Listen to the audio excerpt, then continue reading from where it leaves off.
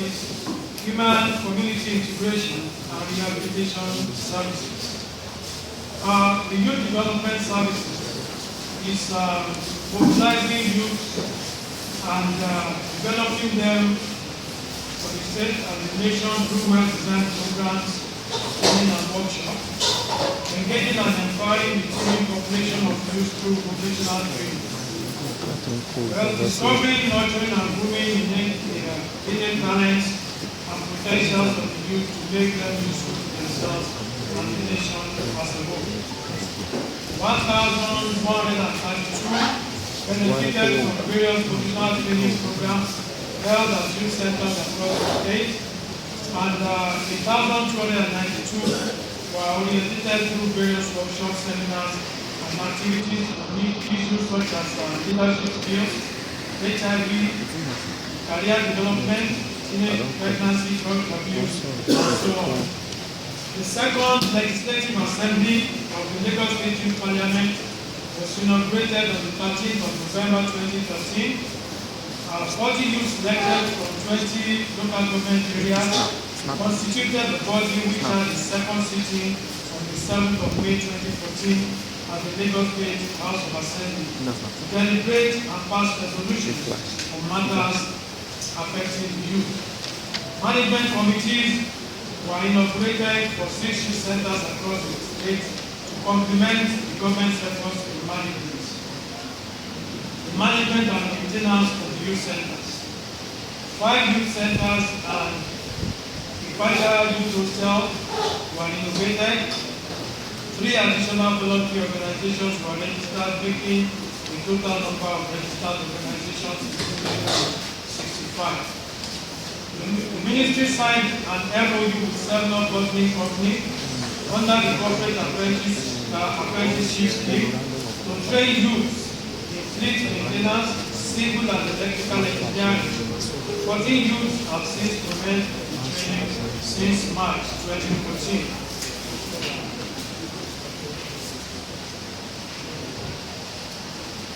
Social welfare development services. We have the family social services, and that unit is committed to provision of social services to the public.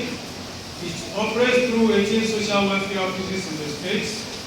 The unit renders encouragement of family values, promotion and reconciliation of family issues, settling of family disputes through family courts, provision of remarriage counseling services, recovery of maintenance allowance and child support for estranged spouses. In the period of review, we had 1,072 matrimonial cases, personal denial and dispute 54, maintenance cases 832, legal custody 420, negligence 55, remarriage counseling 49, child abuse 83, child protection 24, cases closed in child protection 27, and the total number of cases handled by the family social services was 2,629. Juvenile cases handled. We have 284 registered cases. Juveniles repatriated to other countries 2. Juvenile committed to homes 22. Children released on supervision 49, and juvenile cases closed 135. Number of cases in family courts. In family court 2, we have in family court Papa 2 cases of rape,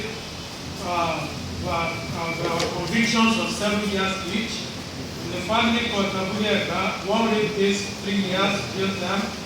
Family court Kenya, abuse 40 years. 2 people were jailed for 14 years for incest. In family court Surulere, there are 28 cases that are going on for abuse and sexual abuse. In family court Badagry, somebody was jailed there 5 years for sexual abuse. Correctional and elderly care services. We have a various number of wards which you will see from the list distributed to you, so I don't waste the time of the number of wards in each of the areas. All ones in our correctional homes attend regular schools, either on scholarship by some philanthropic individuals, faith-based organizations, or by the state government, or to undergo vocational training.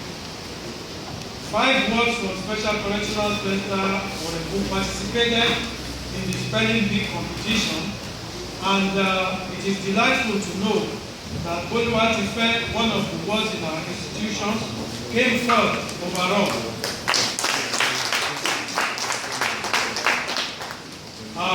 Speaking to that, he had been the winner in Onigombo local government, overall winner in Onigombo local government. So that allows him to be the one-day chairman in the Onigombo local government development area. 26 wards of the correctional home sat for and passed the year 2013 trade test examinations conducted by the Federal Ministry of Labor and Productivity. 2 wards of the correctional center for senior boys sharing sat for and passed the National Business and Technical Examination Board test with credits in learning. Adoption and fostering services. The number of babies released to adoptive parents in the year in review 88. Number of adoptions that were legalized in the period in review, a total of 87, with 62 local, 20, and 5 international. Adoption is a process where suitable persons by legal means acquire parental claim over certain categories of children with or without blood relationship. It could either be local or international. And the difference between that and fostering is that fostering is the placement of children in need of care and protection in the hands of fit persons by means of a fostering order. During the period of review, 1,200 applicants were screened for adoption. For international adoption, we currently relate with this number of countries: Italy, the Netherlands, Sweden, France, Spain, Belgium, Denmark, United States of America, United Kingdom, and Canada. Just about a month ago, the government of the Netherlands sent people from their Ministry of Justice to us to come and liaise and partner with us on the issue of international adoption and how to better the lives of our children.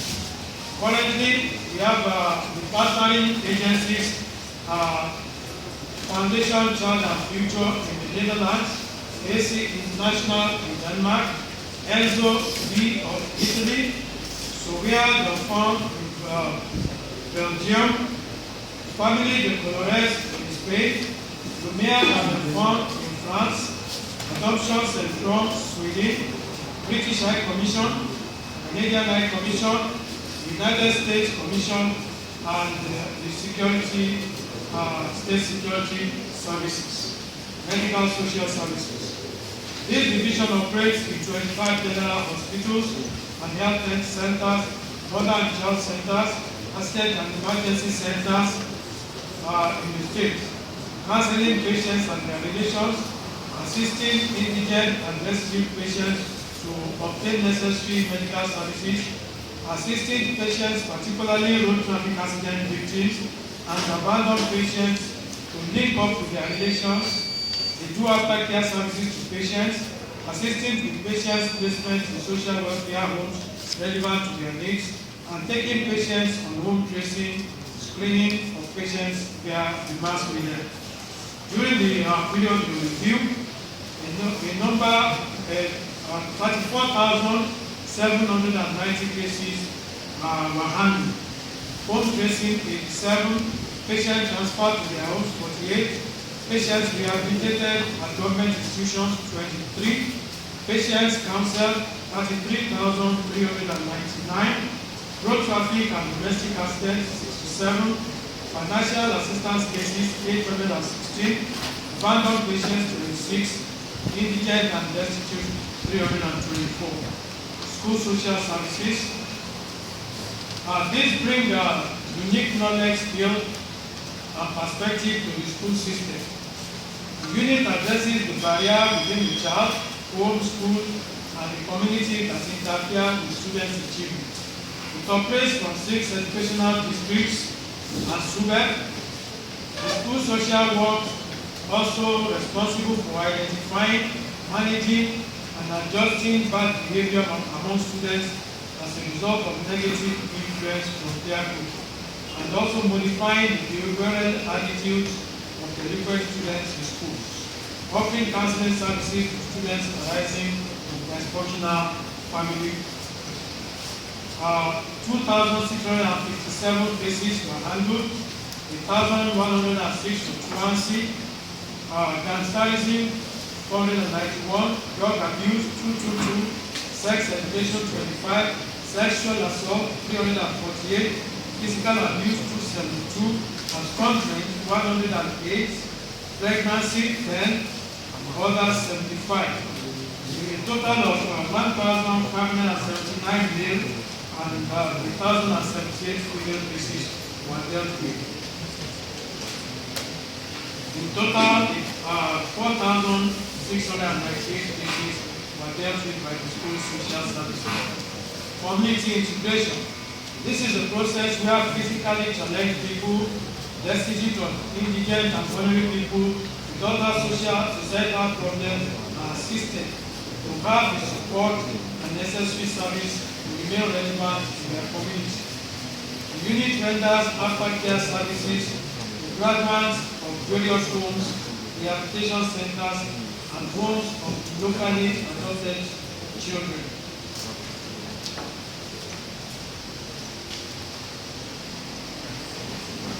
Community integration services. During the period, 465 homes and workshops of wards, rehabilities, and locally adopted babies were visited. Discharged rehabilities 85, wards released from correctional homes 143, locally adopted children 237, making a total of 465. Rehabilitation services.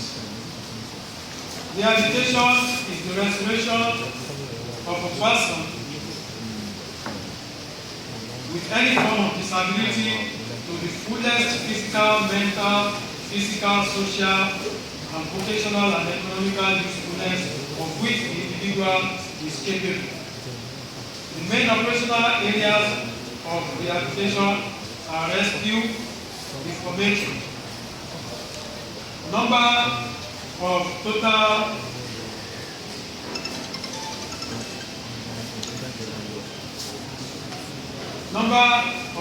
rescued from the streets of Lagos in the period review 2,217, broken down to number reintegrated with their respective families from RTC Margin 212, number transferred to Lagos State by officials of Akwa Ibom State government, not us, and were later reunited with their families. 2 cases referred to task force and police for prosecution 78, number released to their relations in Lagos with the intent of taking back to their states of origin 458. Number of cases referred to the rescue unit, child protection unit for further social investigation 28. Number of cases referred by the rescue unit to the special correctional center 27. Number of rehabilitees undergoing rehabilitation at the rehabilitation training center in Sherry 53. Number of rehabilitators undergoing training at Obutu for the rehabilitation center for people living with disabilities 78. And the number of rehabilitees at rehabilitation and Training Center Madibu currently stands at 1,412. Number of complaints received and attended to by the rescue unit 102. The Lagos State Office of Disability Affairs. The Lagos State Office of Disability Affairs, NASODA, was established to safeguard people living with disabilities against all forms of discrimination and to equalize their opportunities in all aspects of living in the society. 400 Lagos State government staff drawn from all MPs in the state civil service were trained on the basics, and these are some of the things NASODA has done in the period of review. People from the MPs in the state civil service were trained on the basics of communication in sign language in a 3-day workshop.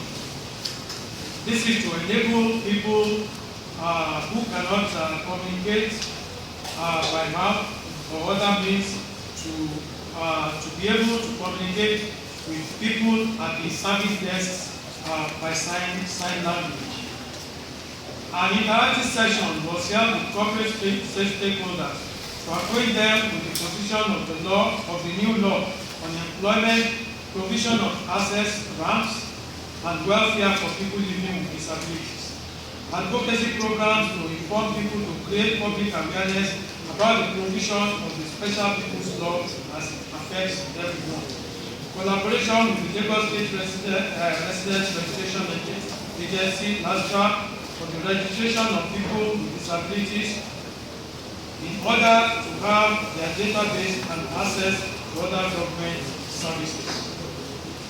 Let me again remind you that our hotlines for the rescue of beggars and destitute is 0809-722-6696.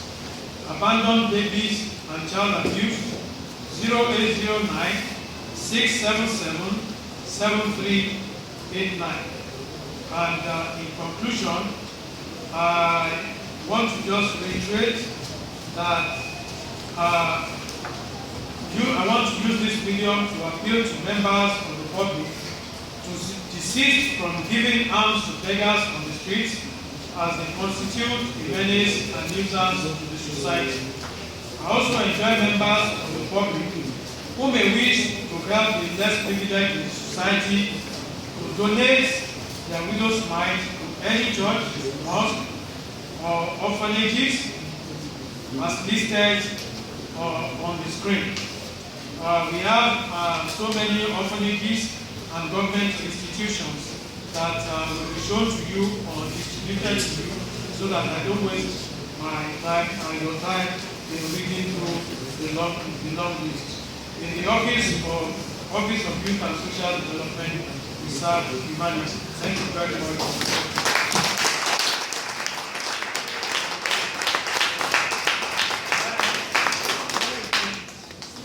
Distinguished ladies and gentlemen, let me claim your attendance once again to please put your hands around for the other. Let me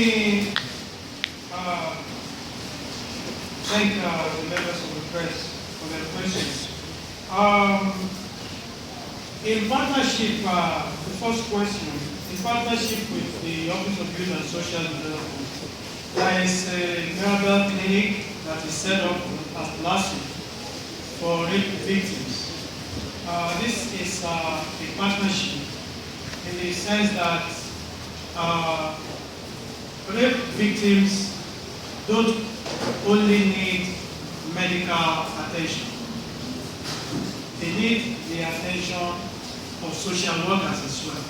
Because after you have treated the medical, there is also the psychological, which lingers for a very, very, very much longer time. And if you don't attend to that, it can last a lifetime.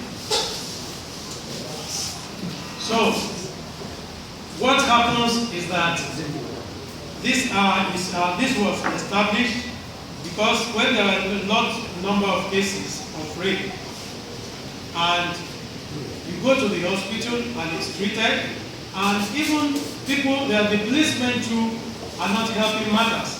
in that they treat rape victims just like any other complainant. So therefore, the first place and first thing to do, people forget that social work too is a treatment. So it takes longer. It's just like, let me give an example of somebody living with a stroke. When you see the medical doctor, you have to see the physiotherapist who continues the treatment for the longer period of time until all the symptoms. And this is exactly the way cases of rape and some other things are in the mental illness too. There's a lot of social work to be done, just like in rape. Because once the medical finishes their part of the job, now it's now left for the social worker to take over from there and manage that patient. So that clinic was established at LASU. So definitely in the process of trying to manage that patient, they may decide to take some samples and everything and use it as they may deem fit in the treatment of that patient. Hoodlums arrested by task force. From time to time, they do arrest hoodlums. And let me now tell you that this boy that now came first in Oligogo LCD and came third overall in the spelling bee competition was actually rescued from Oshodi by the task force. So that was a talent wasting away. That was a talent wasting away. He came from a separated family, and his father died. His mother married another man, and that one didn't want to see any stepchild being brought into his home for any reason at all. So when he was being maltreated, the mother took him to the grandmother. The grandmother couldn't cope, and he had to run away from home. So he ended up at Oshodi, and he was rescued. And going to school and nurturing him and rehabilitating him, that was when it was declared that this guy is very brilliant. So we rescue, the task force rescues from time to time, and it is not everyone. Once they are rehabilitated, we try as much as possible, because most of these guys that are under the bridge in Oshodi actually come from other states. They run away from home. What we do once they are underage is we are duty bound. The social workers do what they call social investigation on each of the child. While they are going to school, they do social investigation on them, try to trace where they come from, and try to trace the family in the state of origin. Locate the social welfare services in their state of origin and try to locate their family to unite them back with their families, which you call deportation. So, people who kidnap, destitute kidnap, yes, we try as much as possible, and that's why we have hotlines. When you see people of questionable character who, in the name of being a destitute or whatever they call themselves, we call the hotlines. We cannot be everywhere at the same time. So when you help us, when you see any of these people, call us, we try and attend to those cases as we see them.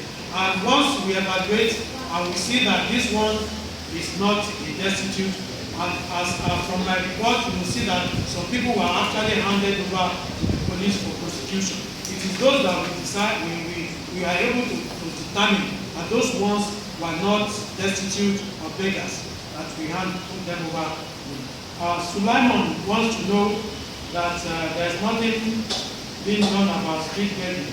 I want to tell you that there is a lot being done about street begging, and we have problems. And the problems we have is that everybody, they are shipped to Lagos in truckloads. From every one of us will remember the Anambra saga. And from then on, it's been quite difficult for us to now send them back to their places of origin. At present, we have 1,462 as of today. So, where do we put them? What we do is that, let me now just emphasize a little bit on that. What we do is that we get in contact with the state governments and we tell them to come over and screen their patients and their indigenous. Somebody can say he's from Anambra State and he may not be from Anambra State. So when people from Anambra State government come and screen and determine that this one is not from Anambra, but the ones from Anambra, please take them there so that you can unite them back with members of their family. Because once we rehabilitate them here, we can't throw them back on the street because they don't have. If they have, from my report, you will see that we handed some 450 something people back to their members of their families who reside in Lagos. For those who have no place to stay in Lagos, we cannot just throw them back on the streets.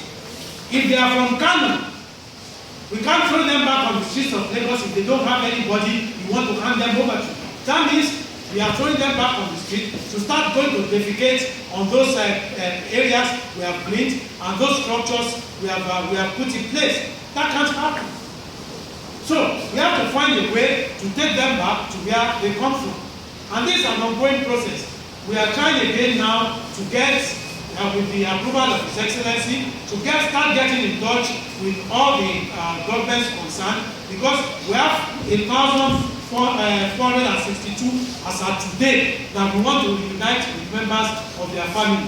So, in other states who have nothing and nobody who can attach them to in Lagos, they are just sitting down there.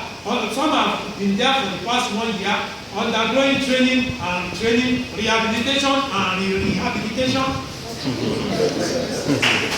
So what do we do? So people are on the streets. We still go and rescue them. So if you call us, we go and rescue them. His Excellency, two of my colleagues, in the cabinet, always call me too at sometimes that we go there and rescue them. But at a point in time, there's something we call breaking point. When something is designed for 500 and it's 1,460 and you keep putting more, at a point in time, they will react. So people should try and see from our own point of view. My social workers at some time counsel and try to do some other things to cool them down. But it's not that there has not been breakdown of law and order from them, because when you put 50 people in a room that is supposed to contain 20, and there will be altercation, and sometimes somebody steps on another person's foot and meets him at the wrong time, at that time, he decides to box him, and from there a lot of things do happen. So, it's not that the rehabilitation is not working, but the thing is that when people have been rehabilitated and they are supposed to be shipped back to their state of origin, there's nowhere to take them when the state is not cooperating, and we are being told, and especially the media that uses the word deportation. I don't know where you can deport within Nigeria. It's not allowed. But the actual word is integrating them with members of their family in their state of origin. Please take that home from here. Reintegrating them with members of their family in their state of origin. We do not deport. Thank you very much. I'd like to just, there are some friends that are following us on social media. Told you that before. We have some from those that have been following us on Twitter. Thank you very much. He says, "Sir, I want to use this medium to appreciate BRF for bringing back Coca Field for the citizens of the area. I am the Secretary of Association of Coaches that uses this facility. My question is, why would the government give the community 3 days to train for its developmental purpose and still request outrageous prices from the grassroots team that they can never meet up with. I want your honorable house to assist us a grassroots coach with a grassroots coach because we are going through hell in the hands of the stadium managers. Adeyemo Bolaon says, I need a job. Mujibai says, is there a plan in place by NASD to nurture and coach prospective talents discovered at different sporting events he wants to say, organized? There is Dele Afolabi, his own concern is the basketball court owned by NASD in the Jai is bushy and non-functioning. We want to play basketball, please. Kule Adeleke says, which office is responsible for the eradication of people selling Indian hair in book? Can you give the number of who to contact in case we discover one? Those are the concerns of our friends. I'd like to thank you very much. Please continue to follow us. We will, give your concerns and address it. So, Honorable Commissioner, you have the floor. Thank you very much. From here first, the question about the state government management of facilities. Like I said in my earlier talk, was that we have an office of facilities management, and that is just what they are set out to do. It's called facilities management. Make repairs when necessary, renovate when necessary, but most importantly is to manage the facilities so that people who use them do not damage them. So this is something that's continuous, and the one from day to day, they have a team, a large number of staff, gardeners, cleaners, people who manage the facilities. So that's how we've been managing to keep the facilities in shape. I think that question also relates to the question about the coca field. All facilities of the state are for use by the communities around the area. That is a given. But at the same time, we also understand the importance of maintenance of these fields and halls. So where in cases where you have private use for other events, non-sporting events by our own sports association, or of course community development associations who want to use, then there is a charge for use of this facility. But once it's something for the development of sport, definitely I'm not sure that anybody would charge for that. Of course, there's a process that we go through. If you are not government, if you're a private sector trust or foundation that is into development of sport, of course, once you make the necessary application, as long as it does not clash with the prior approval, then we grant the necessary approvals for them to use the stadium. So I'm not sure that is totally correct and outrageous fees are charged. If outrageous fees were being charged, then we wouldn't see anybody making use of this from the private sector. And as we speak, for example, we have people who want to use the Tessin Balogun Stadium currently, but because of the Dawn Games, Southwest Games, it's not possible for us to grant such approval. So people have been very understanding of the process for getting the use of these government facilities. The General Manager Office of Facilities Management, Mr. Goseluti, details are there in the public domain, and one can always contact them. Every facility also has a stadium manager, somebody who looks after the day-to-day running of that facility. So I want to mention the question with regards to continuity of our events. Well, I think my emphasis was on the improvements we've made in our cooperation with the private sector. There's no sporting event, like I said, that government can continue to fund unendingly. It's not possible. It's just not with the funds available to government. The competing interests in government with regards to building roads, water, health. These are also very, very important areas that government must put money into. So the private sector, where I've always emphasized our thanks to any private sector that supports our program. But for major events, all the major events in the world, even the FIFA World Cup, the most popular event that's coming up, you will realize that it's not backed by any government. It's all private sector funding, the Champions League, all major events must, by nature, you must make it attractive enough for the private sector to put their money there. And that's what I think the transparency and the accountability we've shown over the last 2-3 years with regards to these new events we're doing. So we're doing them in partnership with the private sector. It's not just the government doing them. It's us, and then we sit down together, we design the events, we develop the event. And so I believe that it's not a question of, that question has come in many guises. Everybody talks about the fact that the governor currently is well known for his love of football. But you also have to realize that, and we also accept the fact that the next governor might not be somebody who likes football that much. But the point has to be made that the governor's support for sports and football is not just because he loves football. It's because he understands the importance to which this event can be used to develop the society. And for us, we believe that as long as we have a good program in place, we'll also always find the private sector to support for our program. Even in terms of the support we've said engendered from the media for us in the last few years, we were very sure that it's not because of anything else, except the fact that we put together good events, and the media themselves see this as a good event. And don't forget, the media is our partner. As we know, we sit down together, they ask questions, they advise us on ways to make this event better, and we take these things on board.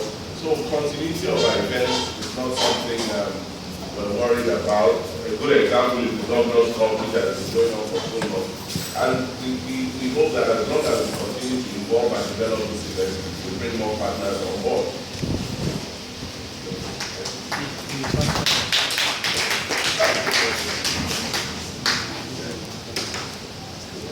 I believe it's a privately owned or community-owned facility, and it's not being managed by the Lagos State government. So,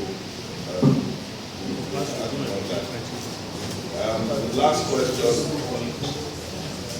eradication of people selling Indian hair. Oh, you? Not so bad. It's your specialty. In actual fact, people that sell Indian hemp, we don't have the authority. We don't have any authority to arrest them. It is purely the job of the police.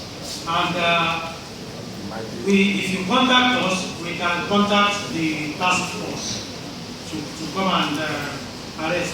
I'm sorry, I forgot the last time. People living with disabilities and ATM. I think that's the job of Lasuda, to be able to now sanitize the private sector and the banks about making facilities available for people living with disabilities to be able to access the ATMs. That's part of the reason why Lasuda was established in the first place. So the general manager is here and is hearing. Probably at their next stakeholders forum, we'll be able to bring it up. Thank you very much. Thank the Almighty God for making it possible for us to gather here today.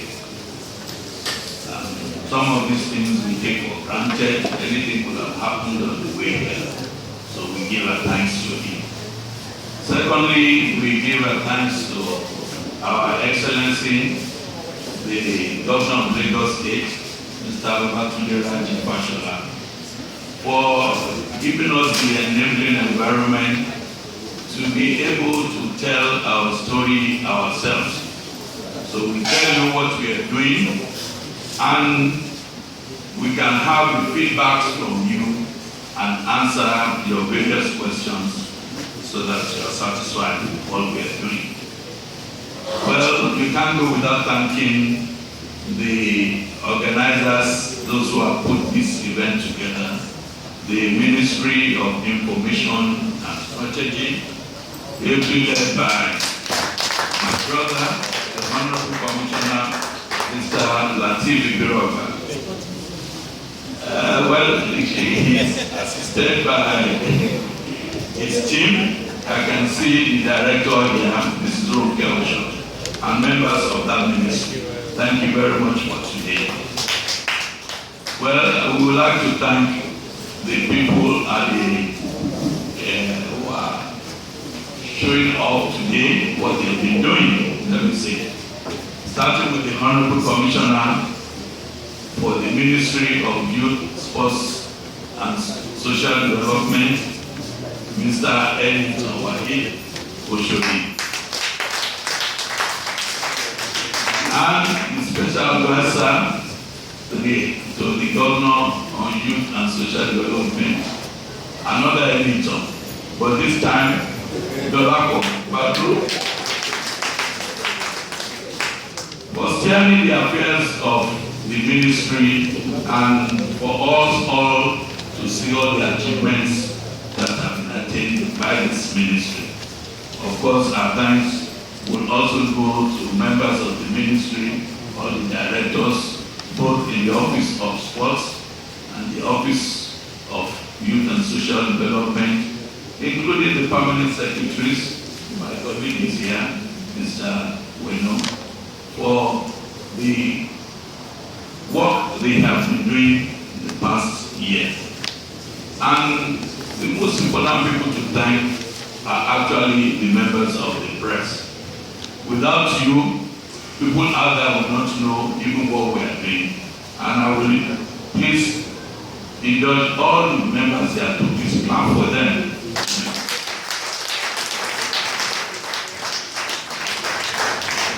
We thank you for keeping us on our toes, because you know you are there watching. And we thank you for being very objective in pushing our story to the public. Finally, I would like to thank everybody